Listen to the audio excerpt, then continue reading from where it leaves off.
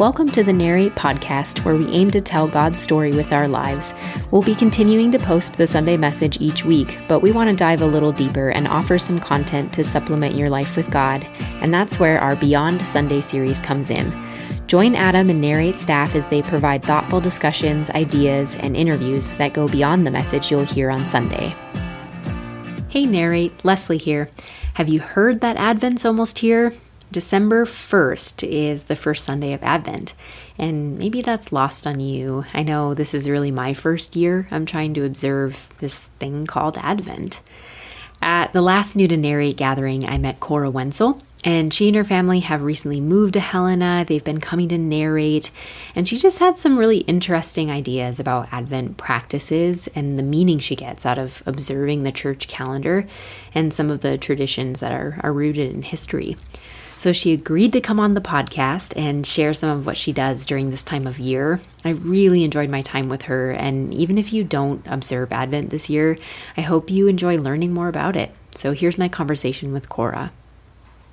So I get the privilege of getting to be here with Cora Wendzel, and she is new to Narrate, fairly new, and she is really passionate and feeling really called and led in practicing church traditions, especially during Advent. So first of all, welcome, Cora. Thank you. I just wanted to first, before we get into Advent and church traditions, just tell us a little bit about your family. Okay. And you guys are pretty new to Helena area, so give us, what's your favorite thing you've liked about Helena so far? Yes, we are new to Helena. We moved here this summer.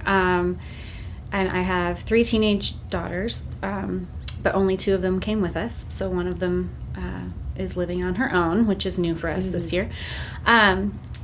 We love it here. Honestly, I think one of the things, this is going to sound like I primed this for the podcast, which I didn't even know you were going to ask this, but one of the things that I really love is this sense of tradition and history here.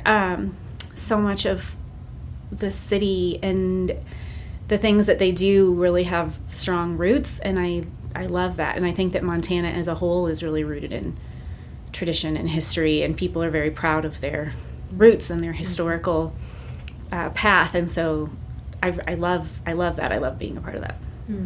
That's so true with the different tours we have and all the different things. Mm-hmm. Yeah, I didn't even connect that. That is kind of cool. Yeah, I wasn't even, Oh, very cool. Yeah. Okay. So give us a little bit of your church background. Mm-hmm. I know you kind of came from this tradition that really got into the church calendar and all of that. Give us a little bit of your background. Yeah, so until I was 13, my family went to Lutheran church. So my dad's whole family is Lutheran. And it seems like, I left when I was 13, that then it should be okay, well, you were young, and that was, but actually it was really, really formative for me, and I have a lot more memories of that church in those years than I did of the church that we went to after that, even though I went there for longer or as more of an adult. So since we left that church when I was 13, my family just started we went to a Bible church and some non-denominational churches, and my husband's family had been Baptist and then non-denominational. So I never went back to doing a Lutheran church or anything. But I always, and that was fine. And we went to some really great churches that I loved, and had really good experiences there. But no matter how good the church was, no matter how connected and loved I felt in that church, or as much of a part of the community that I felt, I always really, really missed some of those aspects of the church that I had been to when I was a kid. Sure. So you've been kind of seeking that then. Yeah, and I even told Adam, when I met with him a couple weeks ago, I told him, I actually shared with him something that I'd written about 3 years ago, where I was saying that what I was saying is I've always been hoping for a church that would be current and relevant and would talk about the important topics that we are all going through right now, and that didn't shy away from the modern world and addressing people where they're at today, but that didn't completely abandon the history and the tradition of a lot of the older denominations and just church history. And so I feel like that's been a really difficult thing to try and find, is a church that, because I feel like a lot of times you have the churches that are very tradition based, and they tend to just sort of be stuck in that tradition based. They don't seem like they want to move on and adapt to the modern world. Or you have the ones that are really current and relevant, and they're like, we're going to just do, modern pop music all the time, which is great, but they're like, no hymns ever. And it's like, okay, but sometimes I feel like you've got one or the other. And so I've been really just like hoping to try and find a church that could have a little bit of both, I guess. And I don't think I'm the only person who feels that way. Sure, yeah. And it's a tough balance. You're very right there. That is very tough. It's a fine line. Yes. Yeah. But I think that there are maybe people where they tend to fall on one end of the spectrum more or less, like even my in-laws, in the early days of when they were going to non-denominational churches, and they really, the electric guitars and, that whole thing. And it's like, okay, like we can roll with it a little bit. So I think that you get people who are on one end of the spectrum or another, but I think that really a lot of us would be happy to have a little bit of both, more or less. And, cause so many of us aren't just one way or another in our own lives. So why do we need church to be the same way? Right. And it brings so much depth. I'm so excited to talk to you about this, because that's kind of where I'm at in my spiritual life as well, is just this kind of, I didn't grow up celebrating Advent and, or observing Advent. And so this is new to me. And it's so exciting and brings this level of depth that is just really, really cool to me. It's a really cool way to practice it and get to know the church calendar. And this, the beginning of the church year. You know? It's really, can be really foreign for some people. I totally get that. But I just feel like with where the world is at right now, it can be really powerful. I totally agree. I was thinking that exact same thing this morning when I was thinking about coming in here, is that I think that a lot of people don't even know that that's something that they're missing until they experience for the first time. And then they realize, oh, this was, like you say, powerful, or this was rich in a way that they didn't even expect. And I think that part of that is because, like, our world right now is so transient, and everything is come and go really quickly, and it's, you click through things and you swipe through things, and it's just fast paced and nothing lasts.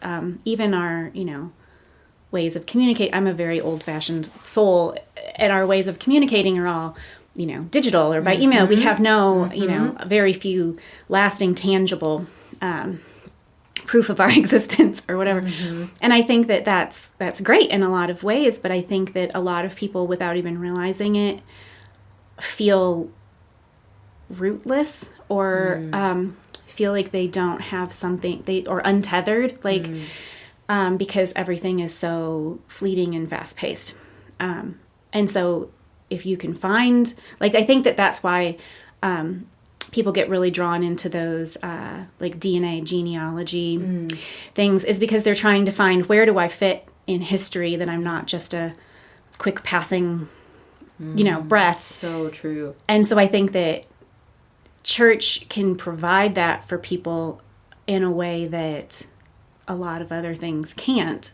Because even you think, jobs, I mean, it used to be people would have a job, and that would be, they'd start with that one job and they'd just work there until they, retired. And now it's, you're moving and you're changing. And so it just, so very few things have that sense of lasting purpose and history and roots. And so if you can find that in church, then I think that that's something that the church can offer that could be really valuable. I love that imagery of transient and rootless. I mean, that hits the nail on the head.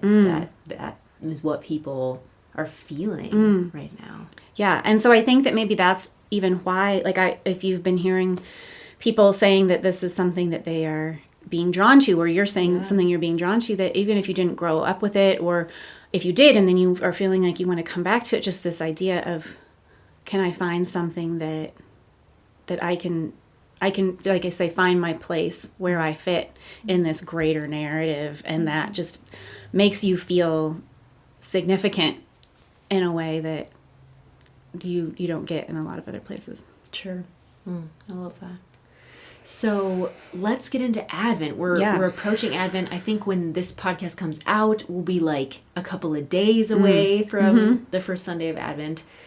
So what does Advent mean to you? What do you find meaningful about Advent? I love Advent. It's been one of my favorite parts of church since I was a small child. And when you're little, so much of Christmas is, you get excited about, Christmas is coming and you can't wait, and Santa and all of these aspects, which are great. And the kids have a heart, it's like, oh, I can't wait. But for the kids and for the adults, the point of Advent is to sit in that waiting and appreciate the anticipation of something instead of just rushing quickly to get to the big celebration at the end. It's an appreciation of where we're at right now and how that is similar to where people have been at all times since the world was created. And so I love Advent because it sort of marries this knowledge that you're waiting for something that hasn't come yet. So you're in a place of almost occasion, like, if you think like the Jewish people, there's this place of despair and fear and, like hopelessness and will my salvation ever come? And then even, now if you think about modern, waiting for Jesus to one day come back, or even just waiting for healing in our world, or just there's so many different aspects you can look at it at the grand aspect, all the way down to, everybody's got something that they're like, this is a hard season, or this is something I want to get through. And to know that God's there with you in the waiting, and he sees you and he has a plan to bring you out of it. So that's the one aspect. But then the other aspect is this knowledge of something good is coming, and I've had that promise. And so Advent, it's like, no matter where you're at, if you're feeling in despair and worried and fearful and low and wondering if anything good is ever going to come, or if you're like, I know something good is coming and I'm waiting for it, and I have anticipation and I'm hopeful and joyful, it's got both. So it meets you wherever you're at. I love that, because there is a place for both. Yes. Right? It's not happy joy of Christmas. Right. It's not sad right. blue Christmas. Exactly. It's this middle ground. Yes. So let's get into the traditions that your family practices. Sure. What are some of the things that you guys do to observe Advent? Traditional church Advent, like from when I was growing up, and in the, historically, churches have done an Advent wreath with candles. That's something that, if you Google like the history of the Advent wreath, it's a really cool story. I won't get into that, but just, there's a lot of history to it. But the whole point of that is the circle is reminding about the, infinite nature of God, and then the greenery that would be on the wreath is, the evergreen, the promises of God and the new life, and that there's, but then the candles each represent something else. So there's 4 candles around the circle. They stand for hope, peace, joy, and love. And then there's a center candle, which is usually white, which is the Christ candle. And each week of Advent, one candle is lit. And then you build on that until at the end, like by Christmas Eve, you're lighting all 4 candles. And then you can light the Christ candle on either Christmas Eve or Christmas Day. And the point is each candle represents that facet of Advent. So there's the hope of Advent, or the peace of knowing that his presence is coming, and the joy of knowing his presence, and then the love that he had and the love that we're supposed to have for others. So it's just an opportunity to remind you to reflect on that. And so churches have done that during church services historically, but in our family, we always have had one, and we just put it on our dining room table. And so at dinner, we just light the corresponding candle on the Advent wreath. For that week.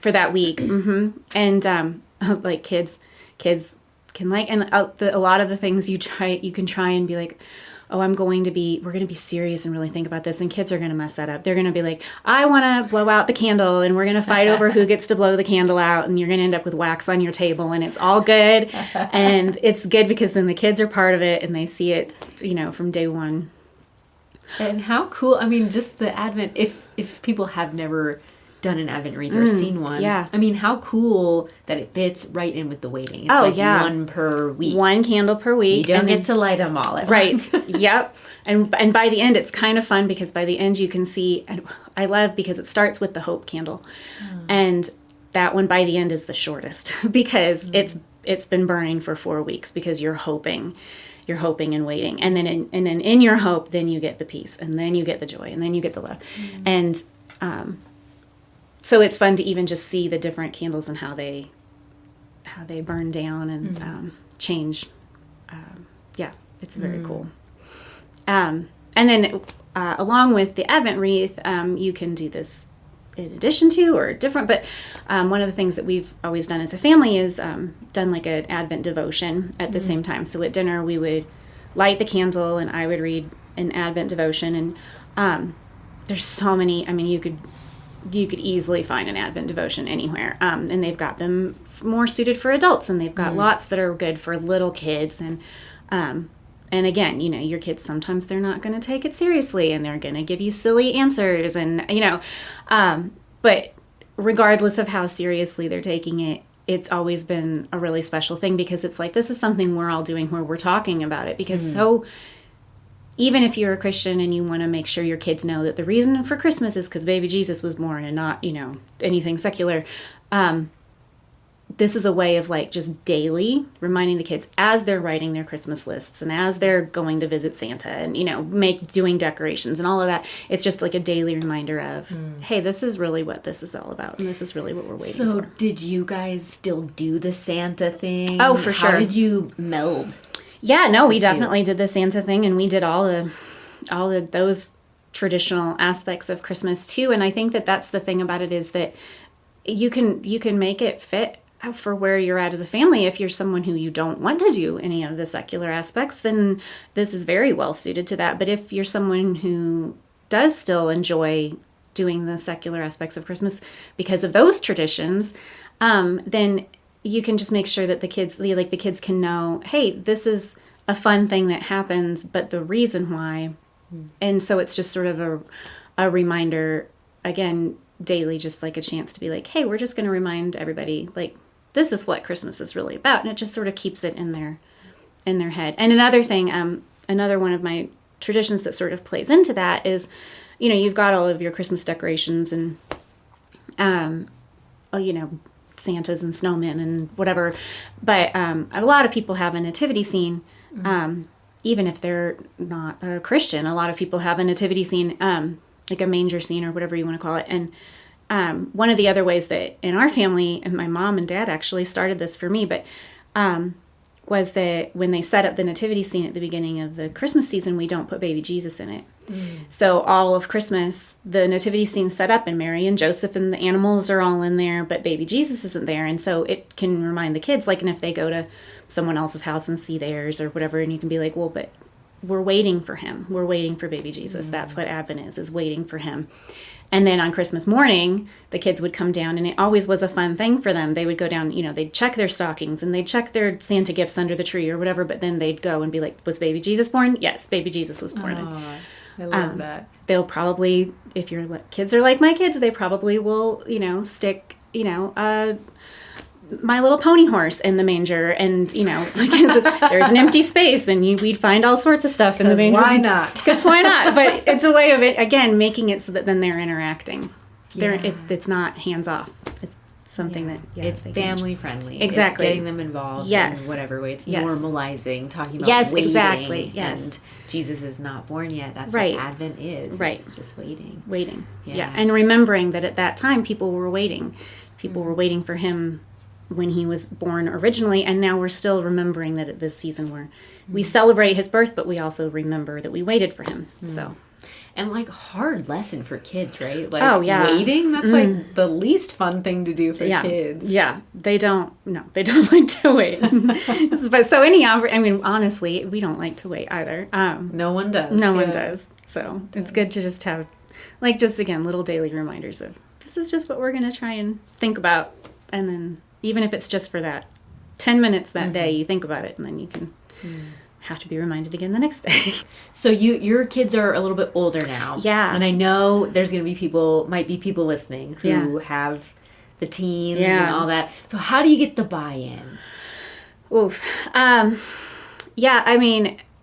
If you didn't start it when they were little, I don't think it's too late. There definitely is going to be more foot dragging when they're teenagers. I mean, a lot of times they don't even want to sit and talk to you at dinner, let alone engage with you in discussion questions about baby Jesus. I think that if you can incorporate that we're going to do this at your level.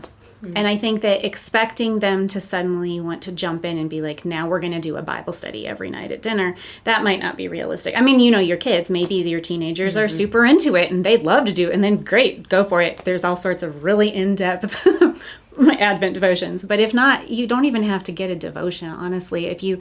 They could very easily have the Advent wreath. That's something that you could just remind them. And then it's just a nice centerpiece at the table. If nothing else, you've got a candle at dinner. That's a lovely thing to sit and eat dinner by. But just sort of an opportunity to just sort of talk to them. You can even ask them, what are some things that you're waiting for? What are some, because that's one of the questions that has come up in a lot of devotions is, you probably have something you're waiting for too. Are you waiting for, your grades to come back on your exam? Are you waiting to graduate? Are you waiting for, that kid you like to text you and, something? What are you waiting for? And then just remember, okay, so how are you doing with that waiting? How are you sitting with that? How are you finding peace and hope and joy in that waiting? I love that. Just making it more applicable and realistic in their lives. Yes. Because everybody deals with waiting. Yes. And some of those concepts of how are we waiting? Right. In Christ. How can we wait? Right. in Christ. Christ. Right. And one of the beautiful things, like I said, about Advent is we're at a place now where we're living in the both at this time, because the ancient Jewish culture waiting for the Messiah to actually be born, they were waiting for they were in the before. And we aren't yet to the place where, okay, heaven's restored and, God has come back and all, we're in the new heavens and the new earth. We're not there. But so we know that Jesus came and we have him to look at, but we're also still waiting for him. And so you can bring that in wherever you're at with your kids, with yourself. When you think about the Advent season, is you can remind yourself of the ways that God has shown up for you already, and then anticipate the ways that you hope he will show up for you in the future, and you believe that he will because you have the history. So we're at this really great place in culture where we can see that we have God with us, the whole Emmanuel, God with us, but we also are waiting for his coming, both in the immediate and how he's going to show up for you right now and whatever you're waiting for, and eternally how he's going to show up for you. So I think that's a lesson that your teenagers easily could grasp. Yeah, absolutely. Yeah. And just that reminder. And I think that's what the church calendar has been so meaningful for me is those seasons of reminders. That Advent has its own, Lent has its own. In the little write-up that you did, you even talked about Epiphany. Yes. What do you guys do for that? So Epiphany, if you don't know what Epiphany is, that's a holiday on the church calendar where it recognizes when the wise men arrived to visit Jesus, because a lot of people think that, they were just there right away, but it wasn't. It was probably a few years before they actually made it to visit Jesus, and so there was a time of waiting there for them as they saw the star, and then they had to travel and get to him, and so Epiphany is January 6th. It's the 12th day of Christmas. So if you know the 12 days of Christmas, that's where that comes from. It's from Christmas Day until January 6th. And on that day, you would honor that they arrived and saw the baby Jesus. So in our family, just a way of incorporating that in, that there was that extra aspect, is, again, with the nativity scene, we had the wise men, and a lot of nativity scenes come with wise men. But instead of putting them in the manger or the nativity right away, you set them somewhere else in the room. So we always tried to find like the eastern side of the house because they came from the east. But if you can't do that, you can't do that. But just set them somewhere else in the room, and then each day of the 12 days of Christmas, starting on Christmas, you move them a little bit closer until eventually on January 6th, then they arrive. Mm-hmm. And it's also just a fun thing for kids too, because it's like, oh, here, Christmas is over, but also we still have a little bit to remember. Oh, right, we don't pack your nativity scene right away after Christmas, and you leave it out. Yep. Which is really celebrating later after Christmas seems way more appealing. Mm-hmm. It's like the dregs of winter. Right. It's always kind of a downer. December 26th, you're like, well, now what? And so even if it's just this little thing for the kids, just something to remind them, like, hey, there's still this aspect that we can still talk about and pull that in. I love that idea so much because it's kind of like Christian Elf on the Shelf. You know, it's like, where are the wise men today? Yep. Like, let's move on. Yep. The kids get up. And like, where are they? Exactly. They're closer. Yep, exactly. Yes. That's so fun. I love that. Yeah. And Epiphany, I mean, I think that's so closely tied, but it just might not be something that people know about or celebrate. Yeah, I think that probably unless you grew up in a church culture that talked about it, that's probably a thing that a lot of people haven't heard of. I think call it something different in like Eastern Orthodox Christianity. I think it's theophany is how you pronounce it, but it's the same kind of concept. That is celebrating or honoring Jesus' baptism and his like recognition of him being God's son. And so it's the same kind of concept though, of where it was like later in Jesus's life that we don't forget that it's not like, oh, Christmas is over and then we don't think about him until he dies. So it's like there's this extra section in the middle that we kind of just sort of gloss over.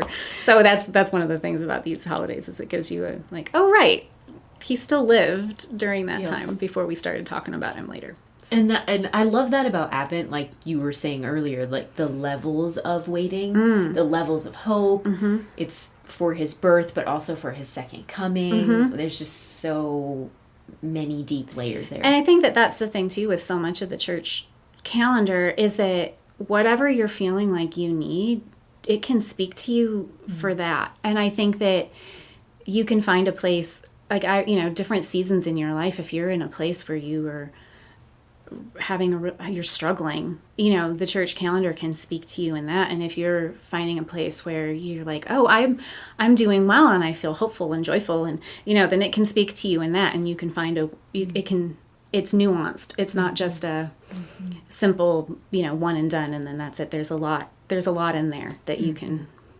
apply to wherever you're at. Yeah, absolutely. I love the permission for both. And I think a lot of scripture gives us that too, right? Yes. The Psalms even, like, yes some of those, the writers are mad and sad, lamenting. Yes, absolutely. Yeah. And some are deeply joyful. And I think that carries into Advent really, really well. Yes, there's a place for both.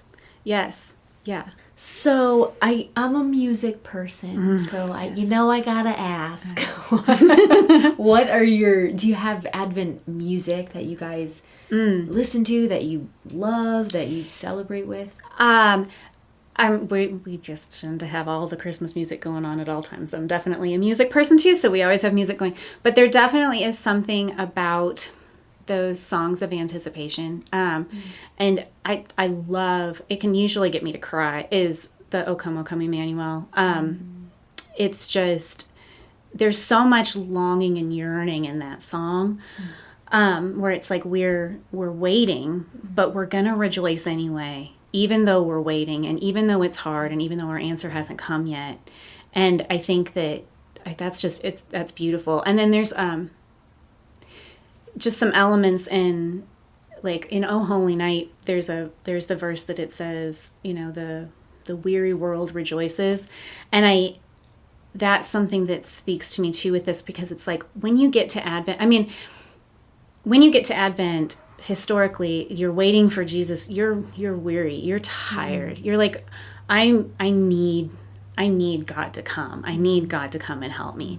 But then you're like, when he does come, there's this rejoicing of, oh, he sees me and he's here. And so I think that a lot of the ones that aren't just like, a lot of the historic traditional church carols that were the hymns that would have been written, in the early days, a lot of them, if you go into the deeper verses, not just the standard first verse that everybody knows, but like if you pull back and go into some of those second, third, fourth verses, then there's a lot in there that's speaking to how we were waiting and how this is an answer to prayer. And so I really find a lot of joy and hope in those old carols. I love that. And it's so true that people don't think to look at the second, third, There's a lot of beauty verses. in those later verses. It's just that. like poetry. Yeah. And I'm sure your kids love those old hymns. Oh, sure. Oh, yeah. Well, that's the thing that I'll always tell them when we also sing carols on Christmas Eve, and I'm always like, okay, well, we're going to keep going and singing. Like, I'm like, I can do all the verses. Can you do all the verses? I was like, I can sing it in French. Should we do that? Like, I can do, the Latin of "Oh Come All Ye Faithful," like, come on, guys, and they're always like, yeah, no, Not impressed, Mom. We can do the chorus, and that's about it. Yeah, that's funny. Wow, and so and you go on to talk about just the church calendar and traditions that your family observes. Do you have any that you want to share about for later in the year? Yeah, well, Lent is another big one. That's one that a lot of people, they just think, oh, that's something that, Catholics do and they eat fish or something. They don't really get, like, this is why McDonald's has a fish fillet sandwich, is because of Lent. And so they don't really understand what Lent is. That's another one that, weirdly enough, is a favorite time of year for me. It seems like that's strange, because what Lent is supposed to be this season of reflection and almost penitence, where you're realizing that it's supposed to represent the 40 days that Jesus spent in the desert being tried before he began his professional ministry. And then it leads into Holy Week, which is the week right before Easter with Good Friday and everything. So it's supposed to be just a reminder of trials and temptations and penitence and where we were at and why we needed a Savior. And so you'd think that doesn't sound like a lot of fun. And I don't want to be sitting with that for 40 days. But honestly, it's really meaningful to me, because I think there's a lot of beauty in that too. Because it reminds you of Jesus' sacrifice. You don't just go right to Easter. Yay, Jesus is risen, which is obviously super important, but that wouldn't have happened if he hadn't been willing to die for us. And to think that you've got to believe that he was fully human, so you've got to believe that he can relate to you, and he knows he's not having a good time right now. Like, this is hard, and he's sacrificing, and he was going through a season of difficulty. And so to sort of try and relate to him in that and put yourself in that same mindset, I think there's a lot of beauty in that too. And so traditionally, Lent is a time of fasting, which is the whole reason for the fish thing. But for our family, one of the things that we've done, and I think a lot of people, maybe even if they didn't grow up in another historical church tradition, is, a lot of people have heard of, what are you going to give up for Lent? Oh, you're going to give up chocolate or something for Lent. But in our family, we always try, we have each person in the family think of something that they're going to try and give up for those 40 days. And even little kids can do it. And, it can just be something like, I'm going to give up, chips or something. Or we've even had some sort of like conceptual things. Like one year I gave up complaining about the weather. So I was like, I'm not allowed to check the weather every day. I was just going to be whatever the weather is, and I'm not allowed to complain about it. And so, some of them are hard to quantify, but it's, and then Sunday is supposed to be a feast day, so you don't have to you can choose to partake in your fast item on check Sundays. the weather if and you can complain check the about weather and it. complain. I know we always made the joke. We're like, okay, on Sunday we're eating junk food and we're all in a bad mood because other than that, the rest of Lent we're So we would have everybody in the family just pick something that they wanted to give up for that time individually. But then also one thing that we've done is each week we choose something that as a family collectively we're going to give up for that week. Just as a way of, bringing it home a little bit more. And the nice thing is that sometimes when you give these things up, it highlights something else in your life that maybe you don't pay attention to because you are doing the thing that you gave up. So we've done things like giving up TV for the week or checking our devices or we've done things like, well, this week we're only going to listen to instrumental or worship music, not anything with a lot of words. And so just some things like that. And we've done that as a family. And the kids can get involved in that. And a lot of times the kids are a lot more devoted to it than the parents are. Even like the kids have been they take it very seriously.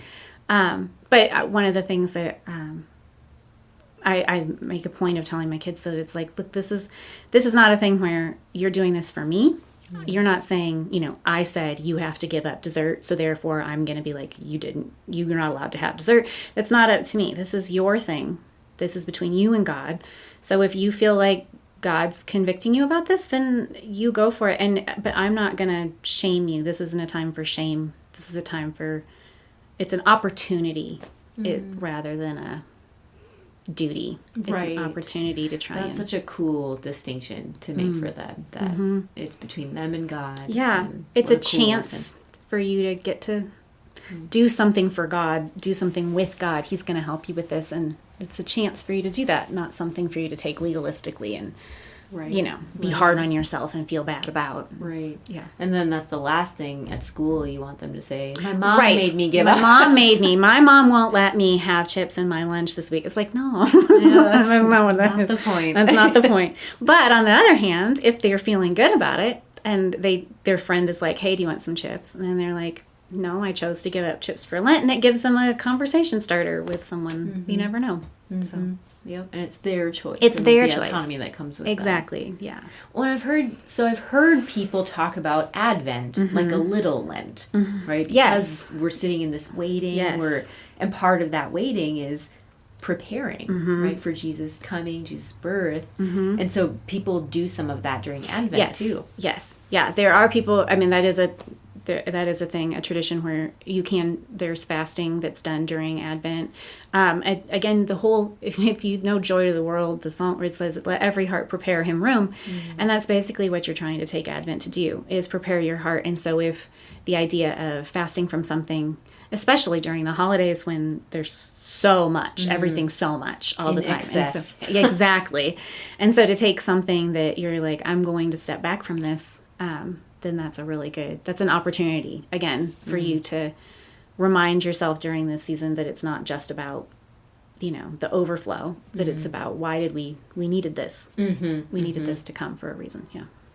I finally finished that John Mark Comer book, The Ruthless Elimination of Hurry. And in that book, he talks about allowing yourself to slow down. And he's not specifically talking about Advent, but he's talking about this slowing down so that your soul can catch up to your body. Yes. And just how important that is. Yes. And I think Advent is capturing some of that because of the importance of waiting for Jesus. Yes. But we can't do that if we're in excess with everything we do. Yes. So part of that is that preparation piece. Yes, absolutely. And that's one of the things that's really spoken to me through Advent, especially in recent years. You get teenagers and the world is crazy, and it's a lot of go, go, go, and someone's always running around somewhere. And so even just the opportunity that's like, hey, I'm going to make a point of this evening, we're gonna sit and we're gonna light a candle. Again, even if it's just 5 minutes, just to be like, we're gonna sit and it's a way of bringing some peace and some stillness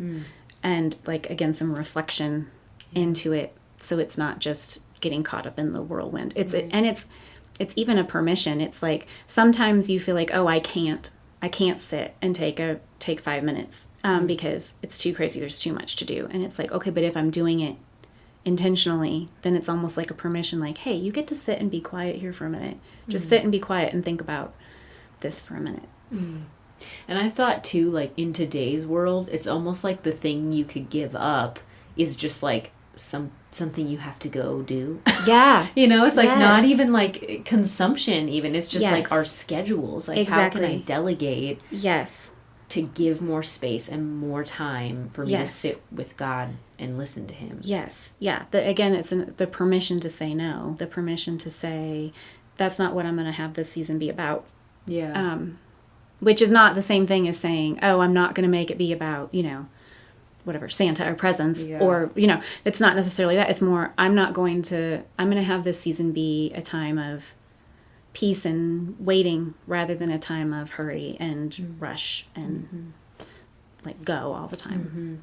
Or if you're going to add something, how can you add, a different scripture reading, like a devotion, like you had mentioned, or an extra time of prayer, or if I'm adding something, how can it be in connection to God? Yeah, and I think that adding something that feeds into you is important, because so much of what you get to Christmas and everybody's like, I'm so tired, I'm so done, and everybody says that. Everybody feels the same way. You're exhausted, and so if you have, and that's because so much of everything that happens at Christmas, even if it's really wonderful things, it's depleting. It's taking from you. You're paying out all season, and so to think of adding something in that is going to feed back in, and so it's a way of like restoring your soul rather than depleting.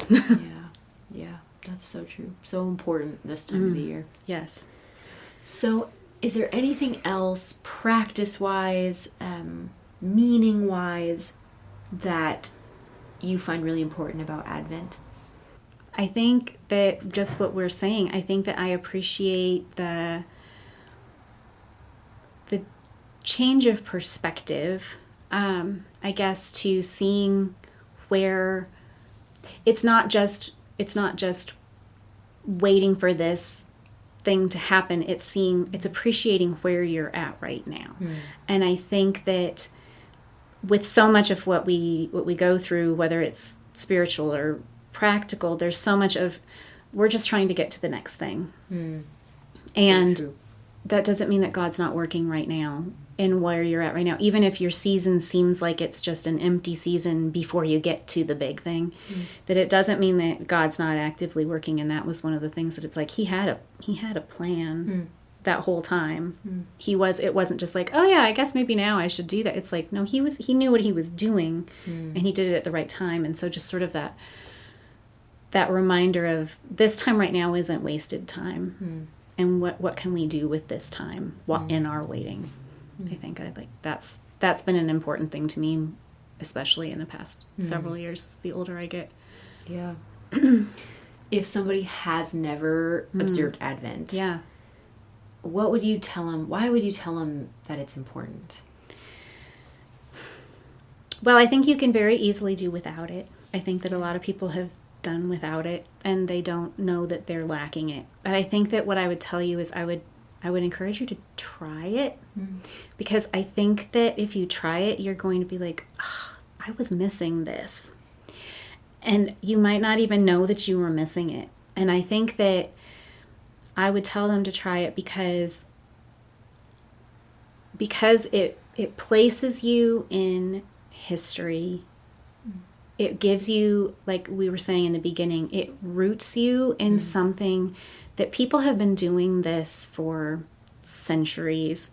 And again, even before Jesus came to earth and before the church came up with things like Advent wreaths as a way of reminding him, that it even ties you to God's people who were waiting for him for years. So I think that it just gives you a place in this really long line of history. It gives you a place of saying, this isn't just a fleeting transient, Christmas season, one of many, here's Christmas. It's a reminder of, no, this is important to history. This has had a place in history for years, and I can be a part of that and step into that.